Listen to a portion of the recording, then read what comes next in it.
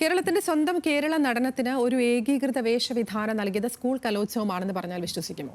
സമകാലിക വിഷയങ്ങൾ പോലും ചർച്ചയാകുന്ന കലാരൂപം ജനശ്രദ്ധ ആകർഷിക്കാൻ ഇപ്പോഴും പാടുപെടുകയാണ്. കഥയെന്താണോ അതിനനുയോജ്യമായ വേഷം, അതായിരുന്നു കേരള നടനത്തിന്റെ പണ്ടത്തെ രീതി.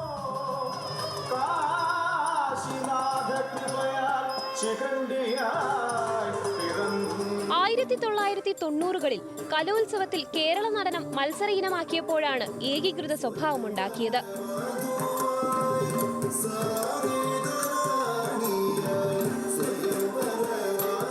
പണ്ട് രാജരവിവർമ്മയുടെ ചിത്രങ്ങളിലെ സ്ത്രീകളുടെ തലമുടിക്കെട്ട് പോലെയാണ് കേരള നടനത്തിലെ കേശാലങ്കാരം.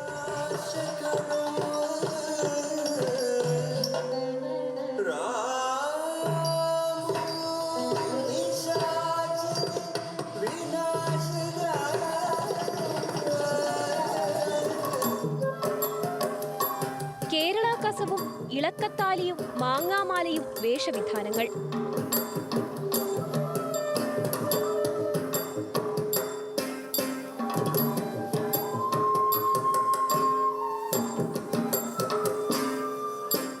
മോഹിനിയാട്ടത്തിൽ മോഹിനി ലാസ്യവനിതയാണെങ്കിൽ കേരള നടനത്തിൽ അവൾ വീരരൂപിയാണ്.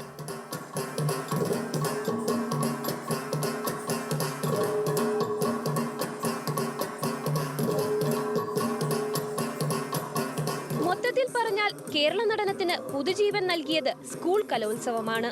1000 കോഴിക്ക് അരക്കാട എന്ന് പറയുന്ന പോലെ കഥകളി കണ്ടിട്ട് മനസ്സിലാകാത്തവർ കേരള നടനം കണ്ടോളൂ. അതായത് കഥയറിയാതെ ആട്ടം കാണേണ്ടി വരില്ല എന്നർത്ഥം. ഇന്നത്തെ തലമുറയ്ക്കനുസരിച്ച് തലമുറയ്ക്ക് വേണ്ടിയും നമ്മൾ ചെയ്യേണ്ടതുണ്ട്. അല്ലെങ്കിൽ ഇത് ഈ കലാരൂപങ്ങളൊക്കെ നാമാവശേഷമായി പോവുകയാണ് ചെയ്യുക. അപ്പോൾ കാലഘട്ടത്തിൻ്റെ കൂടെയും കൂടെ സഞ്ചരിക്കുന്നുണ്ട് എന്നുള്ളതാണ്. കേരളത്തിൽ അവസാനമായി രൂപം കൊണ്ട ഈ കലാരൂപം മത്സര ഇനം എന്നല്ലാതെ ജനങ്ങൾ ഇപ്പോഴും സ്വീകരിച്ചിട്ടില്ല എന്നത് ദുഃഖസത്യമാണ്. ക്യാമറമാൻ ജ്യോതിഷിനോടൊപ്പം അഞ്ജന രഞ്ജിത്ത്, ന്യൂസ് മലയാളം, തിരുവനന്തപുരം.